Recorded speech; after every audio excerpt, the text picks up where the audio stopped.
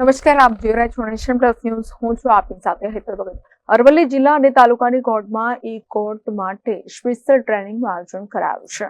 આજે જ્યારે વડાપ્રધાન મોદીના ડિજિટલ ઇન્ડિયાના સ્વપ્નને સાકાર કરવાના પગલા રૂપે એક ડગલું આગળ વધતા કોર્ટની તૈયારીઓ ચાલી રહી છે, જેનો ઉદ્દેશ્ય પેપરલેસ કામગીરી અને સમયનો બચાવ અને ઝડપી ન્યાયિક પ્રક્રિયાનો હોય, ત્યારે જેનાથી સમયનો બચાવ વકીલ તેમજ અસીલો માટે થઈ શકશે, જેમાં દલીલોથી લઈ ડોક્યુમેન્ટ સમન્સ જેવી અનેક કોર્ટની કામગીરી કેવી રીતે કરી શકાય, જેની ટ્રેનિંગ વકીલોને આપવામાં આવી હતી. જેમાં committee special training and outreach programme 2024-25નું આયોજન કરાયું, જેનું સંચાલન મોડાસા અરવલ્લી જિલ્લા ડિસ્ટ્રિક્ટ એન્ડ સેશન્સ કોર્ટથી કરવામાં આવ્યું.